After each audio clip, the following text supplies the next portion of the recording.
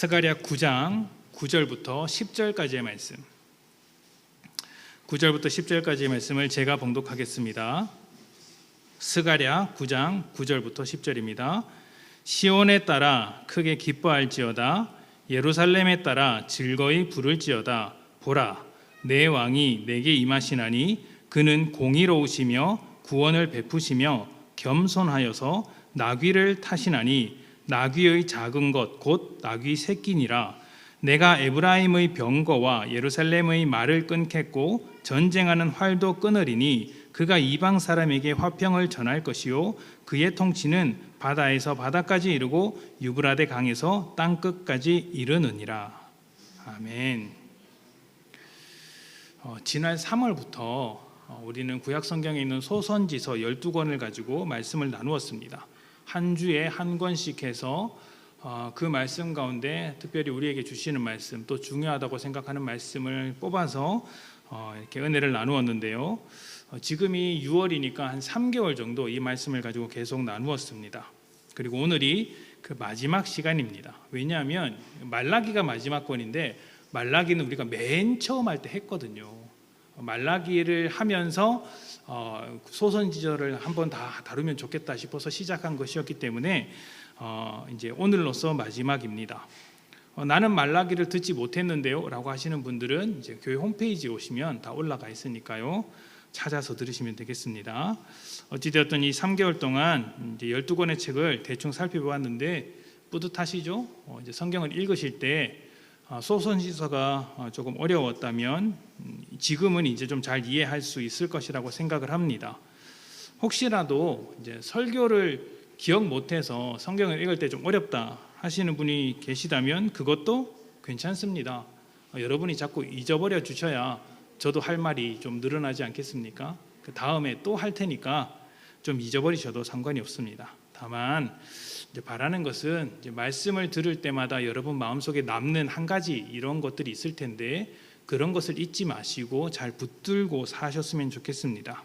그러니까 주님께서 말씀을 통해 어떤 감동을 주신다면 그 감동을 놓치지 않고 붙잡고 살아가셨으면 좋겠다는 거예요.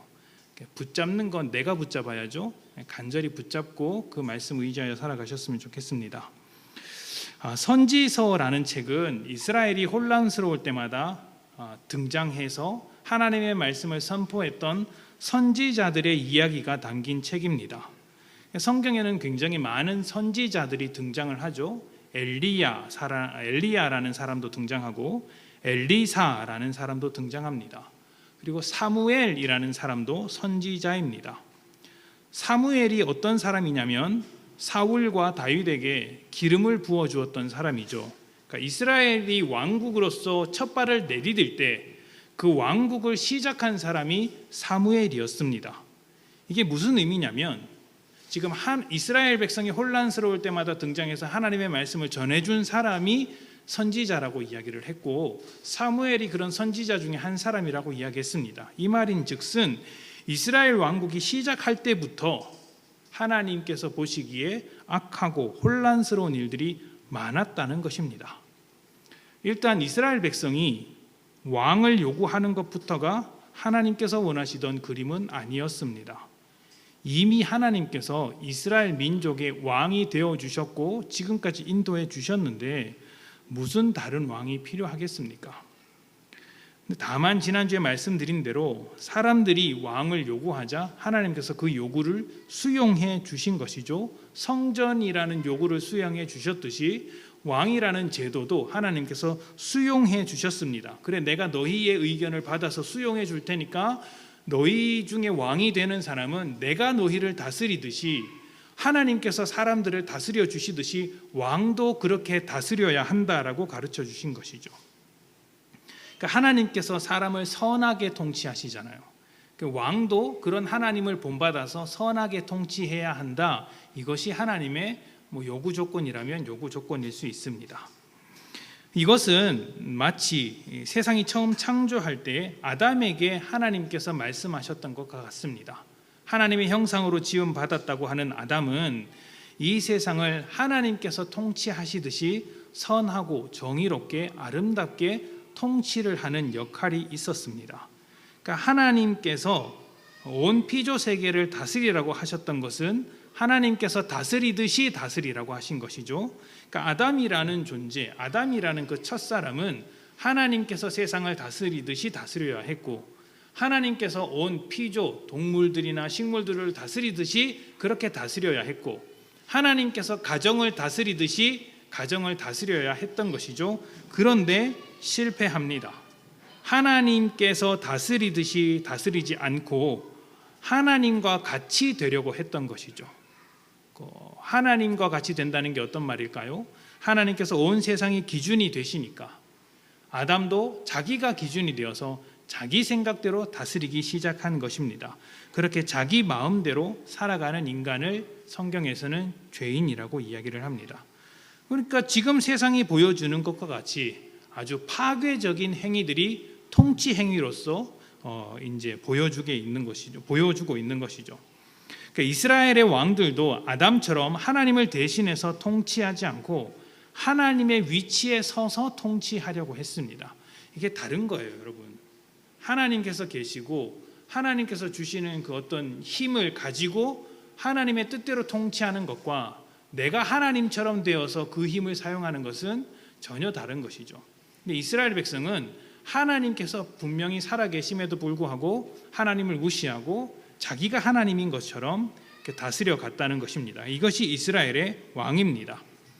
그러니까 이스라엘의 이러한 죄가 심각해지면 심각해질수록 나라가 혼란스럽게 되겠죠. 왕이 그런 죄악된 모습으로 통치를 하니까 혼란스러워지고, 백성들도 그런 통치를 받아서 죄악된 삶을 살아가니까 혼란스러워지죠. 선지자들은 그럴 때마다 왕의 곁에서 혹은 백성들 중간에 서서 하나님께로 돌아오라, 그러한 악한 통치를 멈추고 악한 삶을 멈추고 하나님의 뜻 안으로 들어오라, 하나님의 품으로 들어오라고 계속해서 전해 주었습니다. 그것이 선지자들이었어요. 자, 이런 메시지는 이스라엘이 왕국으로 시작할 때부터 이스라엘이 역사 속에서 사라질 때까지 계속됩니다. 이스라엘의 죄가 커질수록 나라의 위기가 심해지고 선지자들의 메시지도 굉장히 강력해지는 것이죠. 그래서 회개하고 돌이키지 않으면 닥쳐올 어려움을 피할 수 없으니 하나님께 돌아오라고 선지자들이 그렇게 이야기를 하는 것입니다. 그래서 선지서들을 이렇게 읽어보면, 선지자들의 이야기를 들어보면 다양한 배경, 다양한 사람들, 다양한 사건들을 기록하고 있는 것 같으나 그 중심 메시지는 늘 똑같습니다. 너희 마음대로 살지 말고 헛된 것 쫓아 살지 말고 하나님의 말씀을 좀 들으면서 살아라. 이것이 성경이 요구하는 한 가지입니다. 그런데 이제 이스라엘 백성들이 그것을 듣지 않죠. 그래서 결국에는 나라가 공중분해가 됩니다. 많은 사람들이 나라가 망하면 절망감 속에 빠져 살기 마련입니다. 이스라엘도 다르지 않았습니다. 이제 나라가 폭삭 망해버렸으니까 무슨 희망이 있겠습니까? 낭망하였고 자신들을 이끌어 주었다는 하나님에 대한 깊은 실망감을 가지고 있었습니다. 그렇게 된 원인, 그러니까 나라가 망하게 된 원인이 하나님을 떠난 그들의 잘못에 있음에도 불구하고 그들은 하나님을 원망하기 시작했죠. 자기들이 한 짓을 모르고 원망하기 시작한 것입니다. 그런데 하나님은 그런 원망을 감당하시면서 계속해서 선지자들을 보내서 말씀하셨습니다. 나라가 무너지는 가운데서도 내가 너희를 버린 것은 아니다. 나라가 무너진 것은 아니지만 나는 나의 일을 멈춘 것이 아니다. 꾸준히 나는 나의 일을 해나가겠다 말씀해 주신 것이죠. 그것이 결국 하나님의 나라가 회복될 것이며 새로운 역사가 시작될 것이라는 메시지를 전해주는 것으로 이어졌습니다. 그래서 이제 이스라엘 역사의 후반부를 보면 이런 메시지, 하나님 나라가 새롭게 등장할 것이다라는 메시지를 가지고 선포하는 선지자들이 많이 있습니다. 그 중에 한 사람이 바로 스가랴입니다. 폐허가 되어서 아무것도 찾을 수 없는 나라 위에서 어떤 희망도 찾아볼 수 없는 그런 환경 속에서 하나님께서 여전히 일하고 계시니 하나님께 소망을 두자. 이것이 이제 스가랴의 메시지인 것이죠.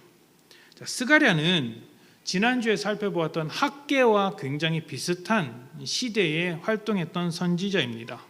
이스라엘이 완전히 망하고 다른 나라로 잡혀갔던 사람들, 포로로 잡혀갔던 사람들이 하나님께서 약속하신 그대로 다시 나라에 돌아왔고, 성전을 회복하자, 성전을 다시 짓자라고 메시지가 전해지던 그때 스가랴도 똑같이 활동을 했습니다.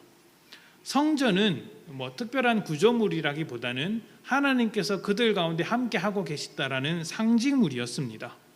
그러니까 한동안 하나님으로부터 멀리 떨어져서 다른 나라에서 살던 사람들이 이제 돌아오자마자 성전을 지음으로 하나님과의 관계를 회복하는 것이 반드시 필요했던 것이죠. 이것은 마치 한동안 하나님으로부터 멀리 떨어져 지내던 사람이 지나가다가 문득 교회를 보고 내가 다시 교회를 다녀야 되겠다, 내가 하나님께로 돌아가야 되겠다라고 생각하는 경우와 비슷합니다. 성전이 있으면 하나님과의 관계를 회복하는 어떤 출발점을 가질 수 있기 때문에 성전을 지으라고 했던 것이죠. 오랜 전쟁과 포로 생활로서 하나님께 대한 기대가 사라져가는 사람들에게 성전에 대한 비전을 제시하면서 하나님께서 지금 우리와 여전히 함께하고 계시다, 하나님께서 너희를 돌보고 계시다는 것을 가르쳐주기 위한 그런 말씀이 선포되고 있는 것입니다.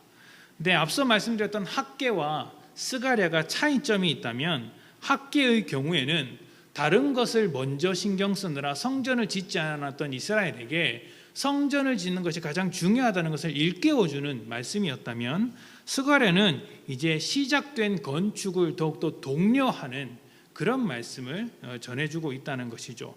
다만 스가랴는 조금 더 멀리 내다보고 성전을 짓게 되면 하나님과의 관계가 회복될 뿐만 아니라 너희 안에서 새로운 하나님의 나라가 등장할 것이다, 하나님 나라를 완성시킬 메시아가 우리 가운데 올 것이다 라는 것을 설명해 주기까지 합니다. 그 메시아가 누굽니까? 우리가 늘 고백하는 예수 그리스도입니다. 그러면 우리는 하나님 나라가 어떤 형태로 이루어지는지에 대한 이해가 필요합니다. 그러니까 이스라엘 사람들이 완전히 낭망하고 있을 때 하나님께서 오셔서 새로운 하나님의 나라가 세워질 것이다 라고 했을 때 사람들이 어떤 기대를 가질까요? 그래, 우리가 이전에 그렇게 강대국으로서 힘을 가지던 그런 나라의 모습을 갖추지 않을까? 다윗 시대에, 솔로몬 시대에 우리나라가 굉장히 강력했으니까 그때와 같이 강력한 나라가 되겠지라는 생각을 가질 수 있습니다. 그런데 예수님께서 그런 나라가 아니다라고 설명을 해주시는 부분이 있어요. 어떤 나라인지를 한번 봅시다. 누가복음 17장 20절에서 21절입니다. 찾지 않으셔도 됩니다. 누가복음 17장 20절에서 21절 제가 읽겠습니다.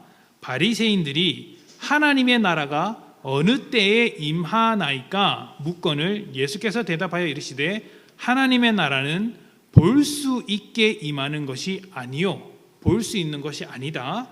또 여기 있다 저기 있다고도 못하리니. 왜 그럴까요? 왜 여기 있다 저기 있다 못할까요? 하나님의 나라는 너희 안에 있느니라. 아멘.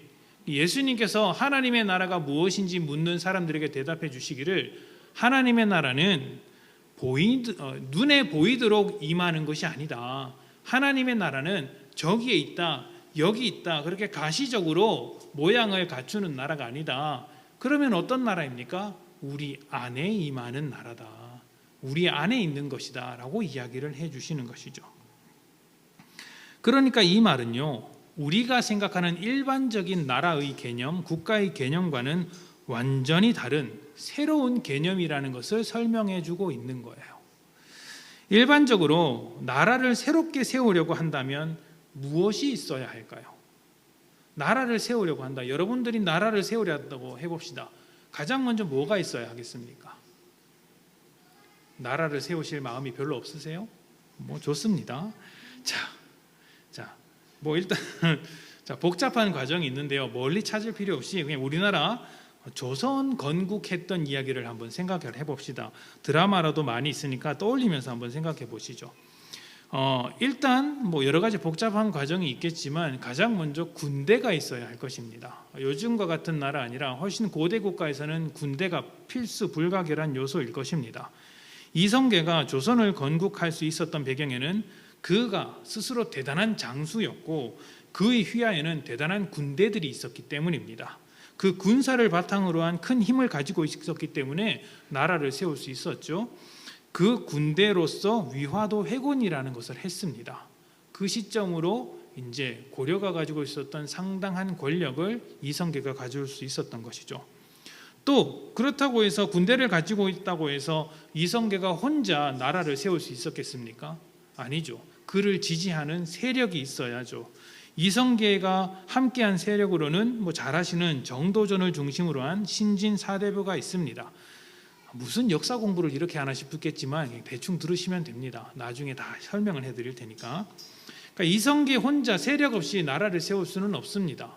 반대 세력이 굉장히 있을 테니까요. 그 신진사대부의 세력을 등에 업고 나라를 세웁니다. 근데 그렇게 세력만 있어서는 안 되죠. 반대 세력이 있다면 그 반대 세력을 제거해야죠. 고려의 반대 세력인 최영 장군을 제거했고 또 신진사대부 내의 반대파 정몽주를 제거했습니다. 물론 이성계가 직접 제거한 것은 아니죠. 그의 아들 이방원이 제거했습니다만 어찌되었던 반대 세력이 있는 한 나라를 건국할 수는 없습니다. 그 세력을 다 제거해야, 굴복시켜야 나라를 세울 수 있습니다. 이런 것들이 나라를 세우기 위해 필요한 것들입니다. 힘과 권력이고 그 힘과 권력을 유지하기 위한 또 다른 힘, 군사력이 있어야 하는 것이죠. 대부분의 나라가 이런 것들이 필요합니다. 이런 것이 없는 나라가 어디 있습니까? 권력과 권력, 세력과 세력이 충돌하는 아주 무서운 과정 속에서 힘은 반드시 있어야 하고 이 힘을 사용하다 보니 사람의 목숨쯤은 아무것도 아닌 것처럼 죽고 죽이는 일들이 나라를 세우는 과정 가운데 벌어지게 됩니다. 나라가 세워지는데 사람이 죽지 않는 일이 있었습니까? 다른 사람을 죽이는 일들이 굉장히 많이 있었죠. 그런데 하나님의 나라는 이런 나라와는 다르더라는 거예요. 힘을 가지고 능력을 가지고 세워야 하는 나라인데 새로운 개념의 나라가 등장한 것입니다. 그 새로운 개념의 나라가 등장했으니 새로운 방법으로 세워야 하지 않겠습니까? 그 새로운 나라인데 이전과 똑같은 방법으로 세워지면 그것은 새로운 나라가 아니죠. 새로운 나라는 새로운 방법으로 만들어져야 합니다. 그래서 그 새로운 방법으로 새로운 나라를 세우기 위해 예수님께서는 이 땅에 오셔서 세상이 도저히 이해할 수 없고 납득할 수 없는 방법으로 나라를 세우시기 시작합니다. 그것을 스가랴에서는 이렇게 그림을 그려가고 있습니다. 스가랴 9장 9절 우리가 읽은 말씀인데요. 9절 말씀만 읽어보겠습니다. 시온에 따라 크게 기뻐할지어다 예루살렘에 따라 즐거이 부를지어다. 이 시온에 따라 예루살렘에 따라라고 부르는 것은요, 특정 사람을 말하는 게 아니라 그냥 이스라엘 민족, 이스라엘 나라, 하나님의 백성들을 그냥 에둘러서 표현하는 거예요. 근데 딸이라는 표현은 그만큼 사랑스럽게 부른다는 거죠. 딸을. 시온에 따라 크게 기뻐할지어다 예루살렘에 따라 즐거이 부를지어다. 보라 내 왕이 내게 임하시나니 그는 공의로우시며 구원을 베푸시며 겸손하여서 나귀를 타시나니 나귀의 작은 것 곧 나귀 새끼이니라. 아멘. 자, 새롭게 오시는 메시아 하나님 나라의 왕으로 오시는 분은 세 가지 특징을 말해주고 있습니다. 첫 번째가 공의로우시고 구원을 베푸시고 무엇보다 겸손하셔서 나귀를 타셨다라고 표현하고 있습니다. 공의라는 것은 제가 너무나도 많이 이야기를 했기 때문에 이제 익숙하실 것입니다. 우리가 말하는 일반적인 정의와는 좀 다르죠. 하나님과 사람 사이에서 하나님께서 하나님으로서의 역할을 잘 하시는 것, 그것을 하나님의 공의로움, 공의라고 부릅니다. 그래서 메시아는 그렇게 하나님께서 자기의 역할을 잘 하시는 것처럼, 하나님께서 통치하시는 것처럼 하나님의 의로움으로 통치하시는, 하나님의 통치를 대신하는 왕이라는 것이죠. 그래서 그는 공의롭다라는 표현을 쓰는 것입니다. 이전에 이스라엘 왕들에게 요구되었으나 그들이 실패했던 것, 아담에게 요구했으나 실패했던 것, 그것을 예수님께서 완성시키실 것이다 라고 이야기를 하고 있는 것입니다. 그런데 오늘 주목하고자 하는 것은 다른 모든 것보다 마지막에 있는 겸손하셔서 나귀를 타신다는 모습이에요. 여기서 겸손이라는 것은요, 가난한 상태로서 철저하게 하나님의 도우심을 구하는 상태를 말하고 있습니다. 우리가 주일날 그 심령이 가난한 자 할 때 그 가난하다는 것과 비슷한 상태라고 보시면 됩니다. 그러니까 세상이 볼 때는 너무나도 가진 것이 없고 내세울 것이 없어서 하나님의 도움을 구할 수밖에 없는 모습으로 온다는 거예요. 그러니까 매력이 없죠. 볼품이 없죠. 가난한 것에 무슨 매력이 있겠으며 도움을 구하는 약한 사람에게 세상에서 누가 관심을 드러내겠습니까? 힘 있는 사람이 칭송을 받지 아무런 힘이 없이 얻어맞는 사람에게 동정심을 가질지언정 그 사람이 왕이 될 것이라고는 기대하지 않을 것입니다. 무엇보다 왕이라면 말을 타고 오더라도 좀 그럴듯한 말을 타고 와야 하지 않습니까? 하얀 백마를 타고 오거나 아니면 굉장히 힘이 세 보이는 군마를 타고 와야 합니다. 그런데 지금 새로운 왕이 무엇을 타고 옵니까? 나귀를 타고 옵니다. 나귀. 근데 그냥 나귀가 아니죠. 나귀 중에서 가장 작은 것, 곧 나귀 새끼를 타고 온답니다. 여러분, 그냥 나귀도 타고 오면 참 볼품이 없을 텐데 나귀 새끼를 타고 오면 나귀가 제대로 걷기나 할까요? 비실비실거리면서 올 겁니다. 그게 왕의 행차라고 볼 수 있겠습니까? 볼품이 없죠. 왕다운 모습이 전혀 보이지 않습니다. 예수님께서 십자가에 달리셨을 때 로마 병사들이 유대인의 왕이라고 부르면서 조롱했습니다. 진짜 왕이라면 그런 조롱을 당하지 않습니다. 누가 왕을 조롱하겠습니까? 누가 봐도 왕 같지 않기 때문에, 누가 봐도 볼품 없기 때문에, 누가 봐도 무능력해 보이기 때문에 로마 병사들이 조롱했던 것이죠. 그것이 나귀를 타고 오신 예수님의 모습입니다. 볼품이 없다, 왕 같지가 않다. 계속해서 볼까요? 스가랴 9장 10절입니다. 내가 에브라임의 병거와 예루살렘의 말을 끊겠고 전쟁하는 활도 끊으리니 그가 이방 사람에게 화평을 전할 것이요 그의 통치는 바다에서 바다까지 이르고 유브라데 강에서 땅 끝까지 이르리라. 아멘. 자, 병거와 말도 끊어버리고 전쟁하는 활도 끊어버렸습니다. 이게 무슨 말이냐면요, 나라를 세우려고 하는데 무기가 없다는 거예요. 무기가 없어요. 무기가 없는데 어떻게 나라를 세웁니까? 그러면 반대하는 세력은 어떻게 이기고 권력은 어떻게 잡겠습니까? 또 쳐들어오는 적은 무슨 수로 막아내겠습니까? 나라를 세우고 유지하기 위해서는 전쟁하는 것이 필요합니다. 현대사회도 나라를 지키기 위해서 전쟁하는 일들이 얼마나 많습니까? 군사력의 증가는 국가를 지키기 위해서 반드시 필요한 것입니다.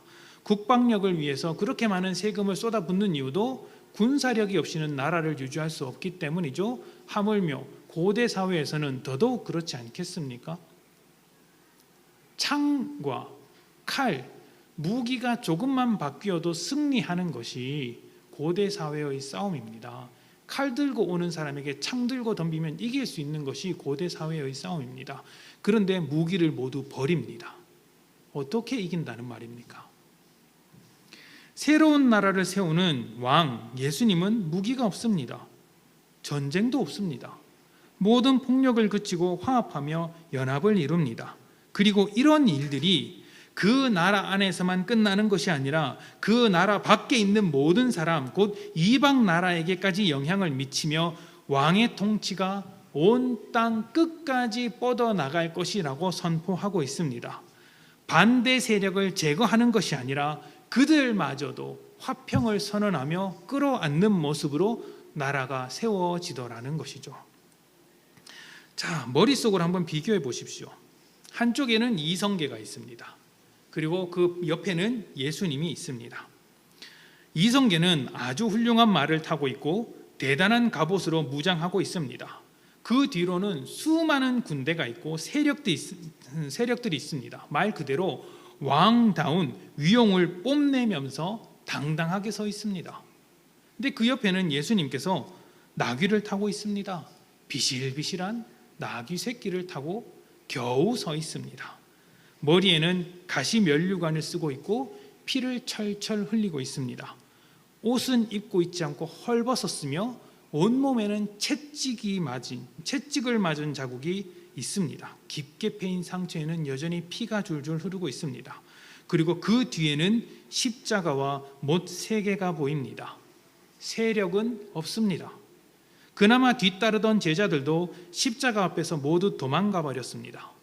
덩그러니 홀로 남겨진 예수님은 지금 하나님 나라를 세우기 위하여 우리 앞에 서 있습니다. 둘 중에 누가 왕처럼 보입니까? 이성계가 왕처럼 보입니까? 예수님께서 왕처럼 보입니까? 이성계가 아니라 세상 여러 다른 왕을 세워 놓아도 비슷한 느낌일 것입니다.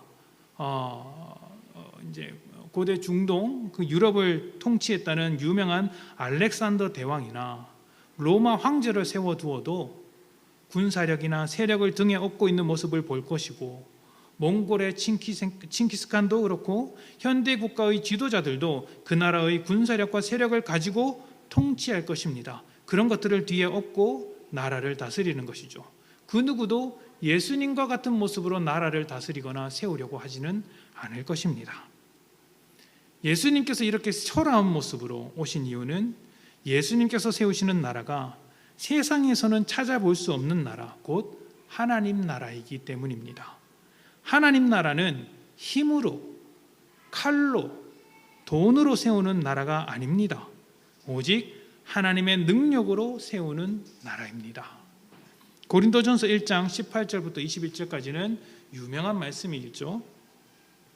고린도전서 1장 18절부터 21절 제가 봉독합니다. 십자가의 도가 멸망하는 자들에게는 미련한 것이요 구원을 받은 우리에게는 하나님의 능력이라. 그렇게 볼품없게 보이고 힘이 없어 보이는 십자가가 하나님의 능력이랍니다. 왜 그런지를 보십시다. 기록된 바 내가 지혜 있는 자들의 지혜를 멸하고 총명한 자들의 총명을 폐하리라 하였으니 지혜 있는 자가 어디 있느냐? 선비가 어디 있느냐? 이 세대의 변론가가 어디 있느냐? 하나님께서 이 세상의 지혜를 미련하게 하신 것이 아니냐? 하나님의 지혜에 있어서는 이 세상이 자기 지혜로 하나님을 알지 못함으로 하나님께서 전도의 미련한 것으로 믿는 자들을 구원하시기를 기뻐하셨도다. 아멘. 자, 하나님께서 사용하신 방법이 어떤 것입니까? 십자가였고요. 또 이제 세상이 보기에 미련한 것, 세상이 보기에 어리석은 것, 세상이 보기에 별거 아니라고 생각하는 것들로 하나님의 나라를 이루셨고 우리를 구원하셨다라고 이야기를 합니다. 그러니까 세상과는 전혀 다른 방법, 세상이 전혀 생각할 수 없었던, 세상이 가장 어리석다고 생각하는 방법, 십자가에서 죽으시는 것으로 세워지는 나라가 하나님 나라인 것이죠. 이렇게 세워진 나라가 세상과 똑같을 수는 없는 것입니다. 톰 라이트라는 학자가 힘과 권력이 아니라 겸손과 고난을 통해 승리하신 예수님에 대해서, 또 그 나라를 살아가는 백성들에 대해서 이렇게 이야기하신 적이 있습니다. 잘 들어보십시오. 갈릴리 사람 유다로부터 시몬 벤 코시바에 이르기까지 예수님 당시 하나님 나라를 선포했던 그 밖에 다른 인물들과는 달리 예수님께서 살아계시던 당시에 하나님 나라를 세우겠다고 온갖 사람들이 다 달려들었습니다. 그런데 그런 사람들과는 달리 예수는 하나님 나라의 길은 평화의 길, 사랑의 길, 십자가의 길이라고 선포했다. 원수의 무기들로 하나님 나라의 싸움을 싸우는 것은 우리가 이미 그 나라를 원칙적으로 상실하였다는 것, 그리고 그 나라를 곧 상실하고 있다는 것을 의미하는 것이었다. 세상의 왕과 비교할 수 없이 초라한 모습으로 오신 예수님은 세상 나라와 전혀 다른 하나님 나라를 세우셨습니다. 하나님 나라는 세상과 다른 나라이기 때문에 운영되는 방식도, 지켜야 할 법도, 살아가는 원리도 다릅니다. 세상과는 다르죠. 그것이 세상의 관점으로 보기에는 말이 안 되는 거예요. 아니, 십자가에 달려 죽는 것이 어떻게 나라를 세우는 방법이 되겠으며, 무기를 포기하고 힘을 포기하는 것이 어떻게 나라를 유지하는 방법이 되겠습니까? 그래서 세상의 관점으로 보기에는 기독교는 말이 안 되는 거고요, 약해 보이는 거고요, 어리석은 것이고 손해를 보는 것입니다. 그런데 그것이 하나님의 관점으로 보면 약해 보이지만 사실은 승리하는 것이고, 손해보는 것이지만 사실은 영원한 것을 붙잡고 살아가는 것이더라 하는 것이죠. 교회라는 것은 하나님 나라의 백성들이 모인 공동체입니다. 우리 안에 하나님의 통치가 시작되었죠.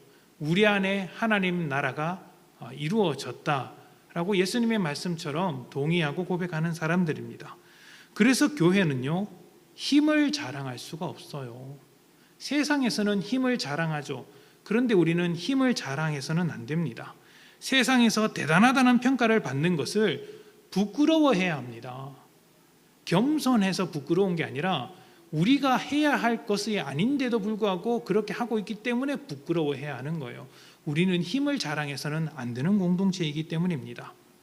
최소한 누가 힘을 많이 가졌다고 대단히 크다고 축하하고 칭찬한다면 그것을 부끄러워하던가 아니면 자랑으로 생각하지 말아야 합니다. 최소한 자랑하지 말아야 해요. 세상에서는 권력과 힘, 숫자의 논리로 판단하고 칭송하지만 교회는 그런 것과 멀어져야 하는 것이죠. 그런 모습은 모두 세상을 쫓아가는 것에 불과하기 때문입니다. 라이트의 말처럼 우리가 하나님 나라의 백성으로 살아가면서 세상의 논리로 세상에서 대단한 것들을 붙잡기 위해서 살아간다면, 세상이 말하는 바와 똑같은 모양으로 살아간다면 그것은 하나님 나라의 백성으로 살기를 포기하는 것과 다르지 않습니다. 아니, 세상에서 말하는 것과 똑같이 살고 하나님 나라의 백성으로 살기를 원하지 않는다면 예수를 왜 믿습니까? 예수를 왜 믿어야 합니까? 예수님께서 세우신 나라를 살지도 않으면서 예수님의 뜻을 거절하면서 예수님을 믿는 이유가 뭐죠? 세상에서 힘을 더 갖는 것보다 더 중요한 것, 세상에서 힘을 갖는 것보다 중요한 것은 하나님의 능력이 우리 안에서 열매를 맺는 것입니다. 사도행전은 우리에게 성령님이 임하셔서 권능을 받으면, 능력을 받으면 세상에서 떵떵거리면서 잘 산다고 말하지 않습니다. 우리가 능력을 받으면 예수 그리스도의 증인이 된다고 이야기했습니다. 증인이 되는 것입니다. 증인이. 예수님의 증인이라면 예수님께서 하신 일을 증명해야 합니다. 힘을 증명하는 것이 아니라, 권력을 증명하는 것이 아니라, 나를 증명하는 것이 아니라 나를 통해서 예수님을 증명하는 것이고, 나를 통해서 예수님께서 지신 그 십자가를 증명하는 것이죠. 십자가가 결국 우리를 변화시켜 내지 않았습니까? 우리 안에 하나님의 통치가 이루어지고 있음을 세상과 다른 우리의 삶을 통해서 증명하는 것이죠. 그래서 우리는요, 다르게 살아야 돼요. 세상 사람들과 다르게 살아야 해요. 우리는 너무 세상에 있는 행복에 목매달면서 살아서는 안 됩니다. 세상에서 추구하는 여러 가지 행복에 너무 목매달지 마십시오. 세상이 추구하는 행복이 아니라 하나님과 함께하는 삶을 추구하며 하나님의 뜻대로 살아가는 삶이어야 합니다. 하나님의 뜻대로 말입니다. 세상의 행복이라는 관점으로 예수님을 한번 보십시오. 예수님이 행복한 삶을 사셨습니까? 모든 사람으로부터 버림받고 채찍질 당하고 결국에는 십자가에 달려 죽으셨던 인생입니다. 돈이 많았습니까? 권력이 있었습니까? 예수님은 인자가 머리 둘 곳이 없다, 여우가 굴이 없는 것처럼 머리 둘 곳이 없다고 하셨습니다. 이게 무슨 말이냐면 집도 없다는 거예요. 집도. 요즘 같은 시대에 집 없는 사람을 보고 누가 행복하다고 하겠습니까? 그래서 다들 집을 사려고 그렇게 안간힘을 쓰지 않습니까? 그런데 예수님은 집이 없으셨어요. 그러한 행복을 기대하지도 않으셨습니다. 이미 가지고 계시고 또 앞으로 가지게 될 것들이 있다면 굳이 그런 것들을 막 버리면서 살 필요까지는 없습니다. 그냥 가지고 사셔도 됩니다. 다만 그런 것들이 여러분의 삶의 중심으로 되지 않도록 하시라는 겁니다. 여러분의 삶을 이끌고 가지 않도록 하시라는 겁니다.